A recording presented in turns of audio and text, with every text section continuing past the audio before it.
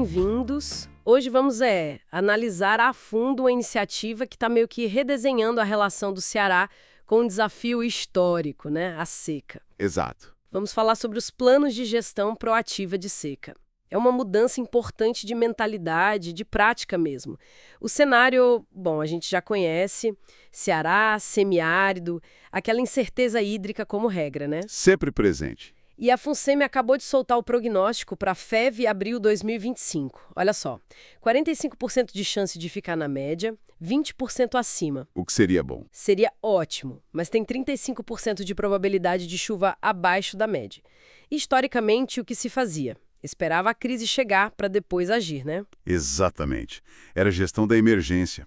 E a nossa base para essa análise hoje é o boletim informativo número 3 do programa Cientista-Chefe. Saiu agora em fevereiro de 2025. Certo.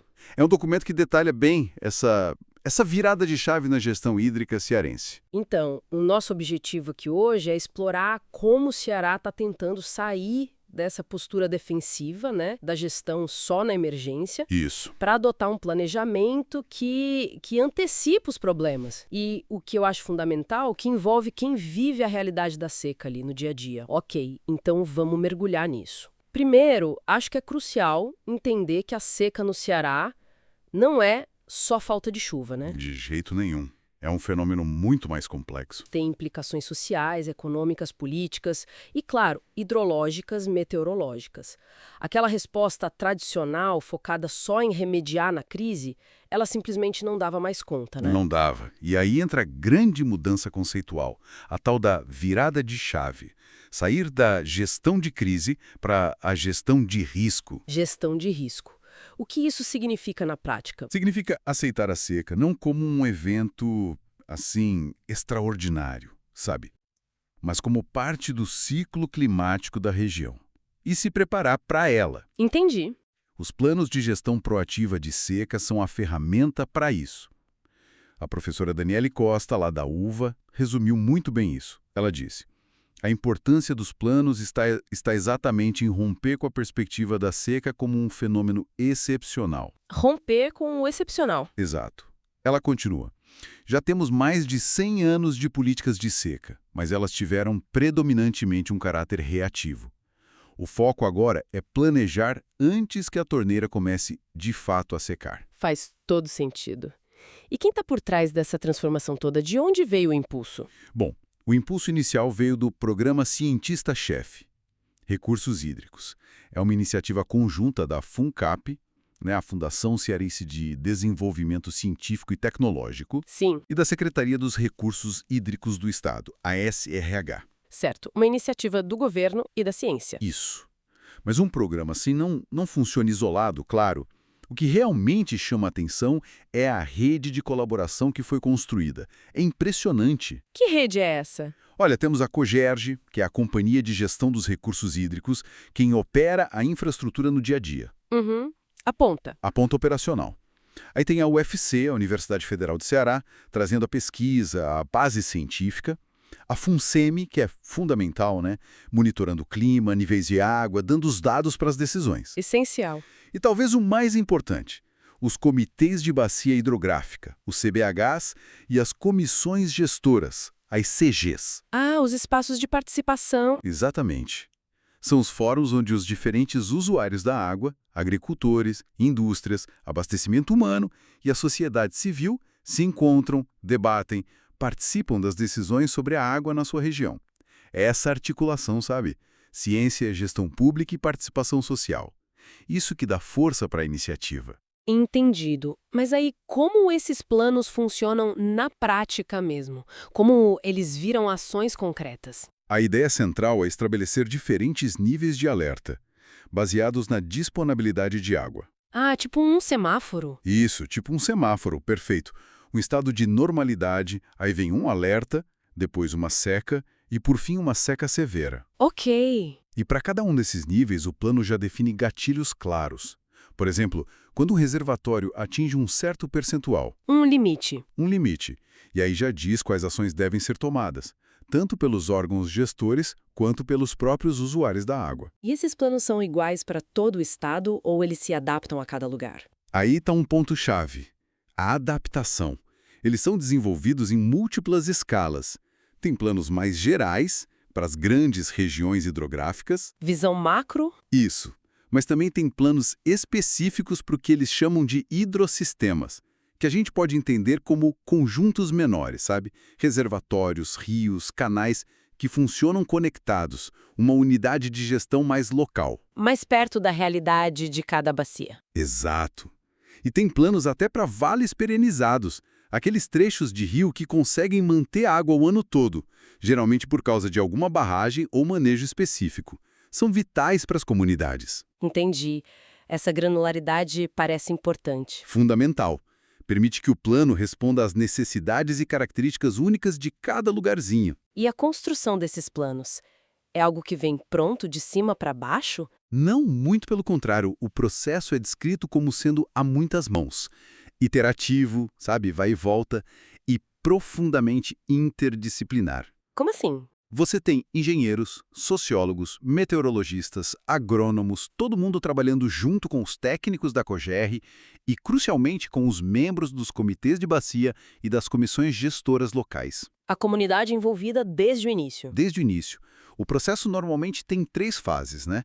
Um diagnóstico da situação, dos usos da água, depois o planejamento das ações, dos gatilhos, e aí a execução e o monitoramento. E como isso acontece? Reuniões? Tudo isso é feito através de oficinas, reuniões, muita discussão, sabe? E a metodologia teve que ser flexível. Tiveram que ir adaptando as realidades de cada hidrossistema. Não dava para ser uma receita de bolo. Essa forte componente participativa parece ser um diferencial enorme, né? O material que a gente leu enfatiza muito isso. A valorização da memória, das experiências acumuladas por quem vive a seca na pele. Sem dúvida, parece haver uma preocupação real em ouvir as vivências, sabe? Entender os conflitos históricos pelo uso da água, que ficam muito piores na seca, claro, e mapear os impactos que as comunidades sentem. Tem algum exemplo disso? Tem sim. A Isabel Amaral, da COGER, que esteve à frente do processo lá na Bacia do Curu, ela disse: a metodologia participativa, com ênfase na escuta aos sujeitos locais, possibilitou uma aproximação da realidade vivenciada no período de seca. Parece que não é só discurso, é prática mesmo. Interessante essa ênfase na participação. Mas assim, sendo bem prática, como garantir que essa escuta toda, essa construção coletiva, não acaba atrasando decisões que às vezes precisam ser rápidas? Principalmente quando a seca já está ali batendo na porta ou piorando. Não tem o risco de gerar impasse, conflito difícil de resolver nos comitês? Olha, é um equilíbrio delicado, sem dúvida nenhuma. A gestão da água, ainda mais na escassez, ela é inerentemente conflituosa, né? Não tem como fugir disso. Verdade. Mas o que a experiência parece mostrar é o seguinte: embora esse processo participativo possa exigir mais tempo, mais diálogo ali na fase de planejamento, Sim, imagino que sim. ele cria uma base de legitimidade e principalmente de apropriação muito maior para as decisões lá na frente. Quando as regras são construídas e acordadas coletivamente, a tendência é que sejam mais respeitadas na prática, entende? As pessoas se sentem donas do processo.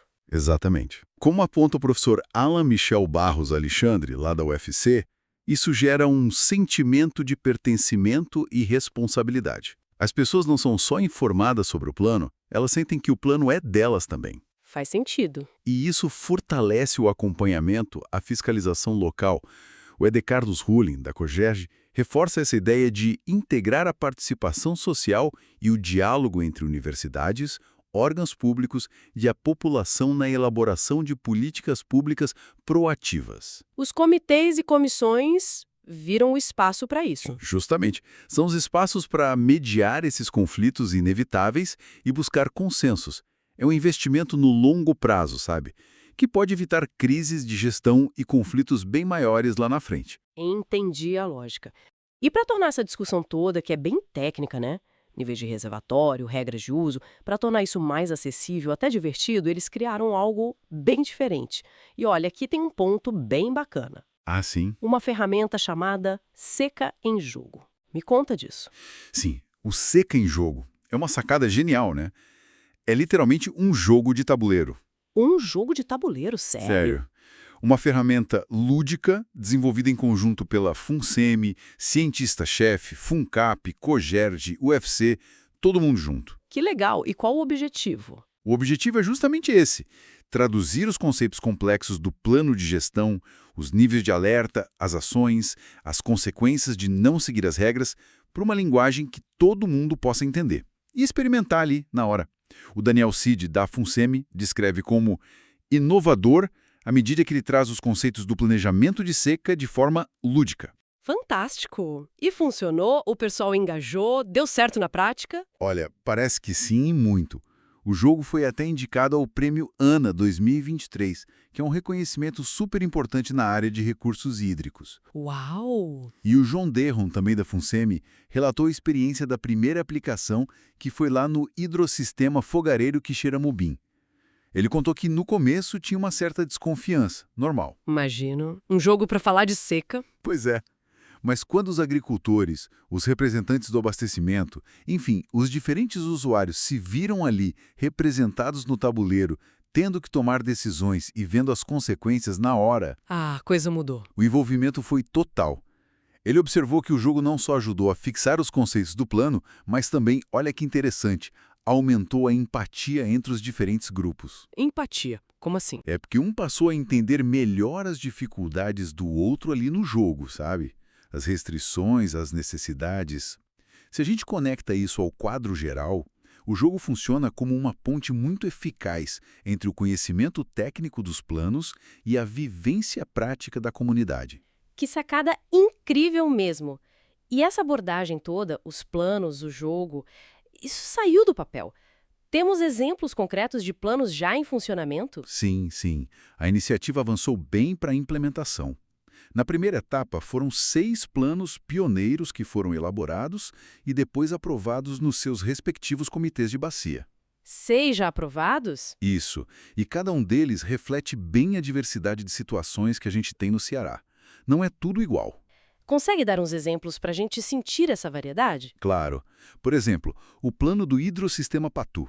Ele foi o primeiro a ser concluído e também o primeiro a ser incorporado na alocação negociada de água. Que é aquele processo de definir quanto cada um recebe, né? Exatamente. E é uma região marcada por uma memória histórica muito forte, da grande seca dos anos 1930. Teve até campo de concentração lá. Nossa, pesado. Muito. Outro exemplo, o do hidrossistema fogareiro Quixeramobim. Esse tinha uma complexidade maior, porque envolve a gestão de 2 reservatórios que são interligados. E foi lá que o Seca em Jogo estreou. Ah, o piloto do jogo foi lá? Foi lá. E tem também o plano do hidrossistema Jaburu 1. Esse já é um sistema de grande porte, abastece 7 municípios, tem muita agricultura irrigada. Muita demanda. Muita demanda. E ainda faz transferência de água para o estado vizinho, para o Piauí, o que exigiu, claro, uma articulação com a Agência Nacional de Águas, a ANA. Entendi. Cada caso é um caso mesmo. Completamente. Esses exemplos mostram como a metodologia teve que ser flexível, se adaptar a cada contexto específico. E como foi a recepção desses planos por quem está ali na ponta, gerenciando os sistemas de água locais no dia a dia? Olha, os relatos que constam no material indicam uma recepção bem positiva.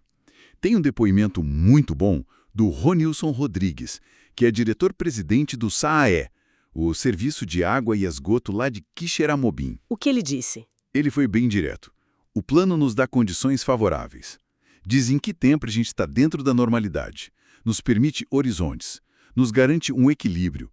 Vem realmente para fortalecer a política da gestão de recursos hídricos do nosso estado. Que ótimo ouvir isso. Mostra bem, né? Como o plano deixou de ser só um documento técnico, abstrato, e virou uma ferramenta prática mesmo, que dá segurança, orienta a decisão local. Muito bom.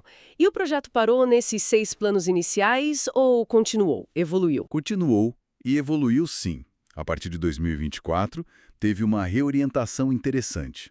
A ideia foi buscar dar ainda mais protagonismo para as universidades e para os pesquisadores que já atuam nas diferentes regiões do Ceará. Descentralizar mais ainda. Exato. Foi criada a Rede Estadual de Política de Águas e Secas, a REGAS. Ela é vinculada ao CEPAS, que é o Centro Estratégico de Excelência em Políticas de Águas e Secas da UFC. Regas. E qual a ideia por trás dessa rede? O objetivo principal é descentralizar ainda mais o processo de elaboração dos planos, é fortalecer e aproveitar o conhecimento local que já existe nessas universidades regionais, sabe?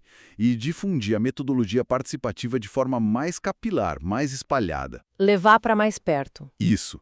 Com equipes de pesquisadores mais próximas dos hidrossistemas, a expectativa é agilizar a criação de novos planos. E parece que está funcionando, viu? Já tem resultados. Sim, entre outubro de 2024 e janeiro de 2025, ou seja, bem recente, outros 8 planos foram elaborados por essas equipes regionais. E alguns já até foram aprovados pelos comitês, como os dos hidrossistemas Catu-Catu, Quizenta e Acarapé do Meio. Que avanço rápido. Bem rápido. A professora Daniele Costa, que co-coordena essas equipes, ela destaca justamente isso. O fortalecimento do conhecimento local e a agilidade que essa proximidade traz para o processo. Muito interessante essa evolução. Claro que isso também levanta uma questão importante para o futuro, né? Como garantir a sustentabilidade disso? A capacidade de continuar replicando, atualizando esses planos nesse modelo descentralizado a longo prazo.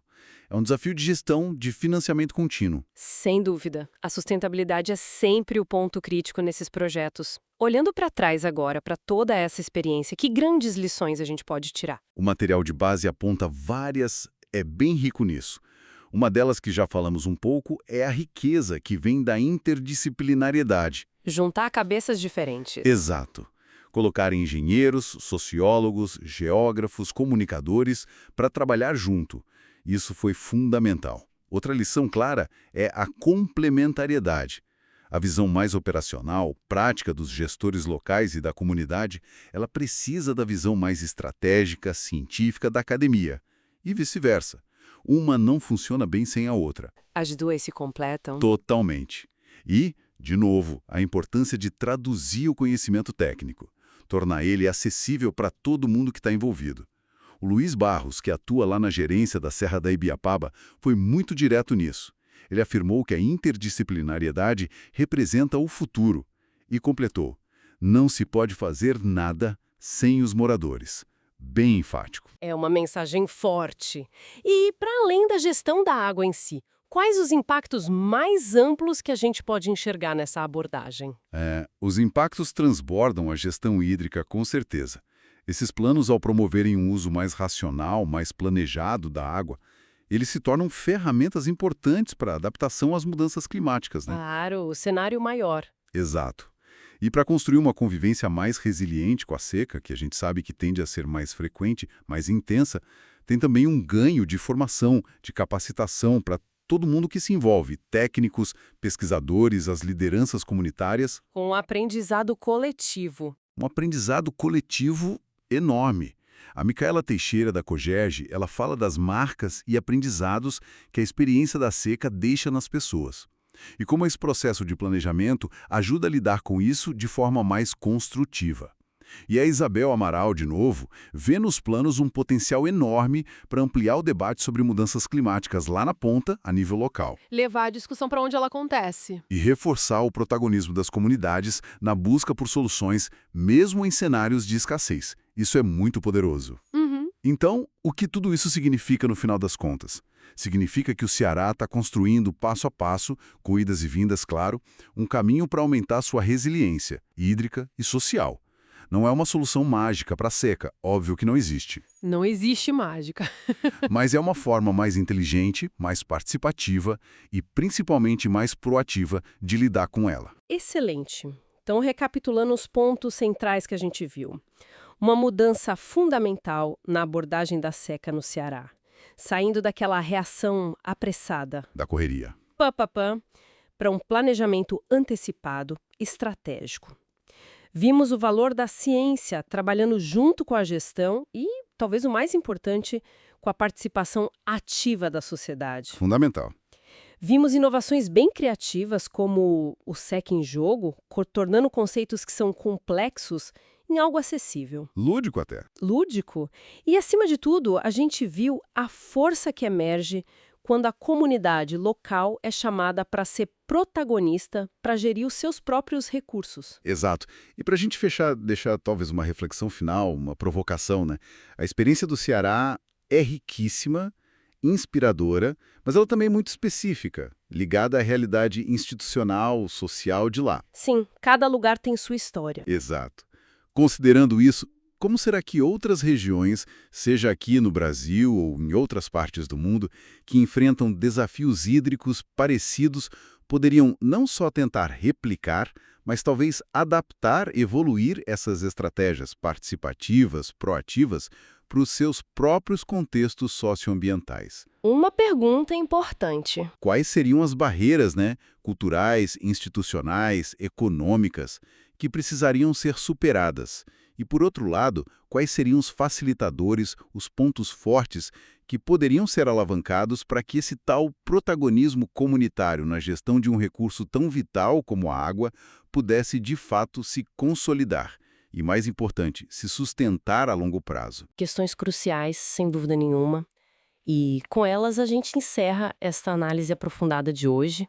Para quem quiser saber mais detalhes sobre o projeto, sobre os planos, pode encontrar informações no site do programa Cientista-Chefe Recursos Hídricos. O endereço é aguacientistachefe.ufc.br. Vale a pena conferir. Com certeza. Obrigada pela conversa. Eu que agradeço.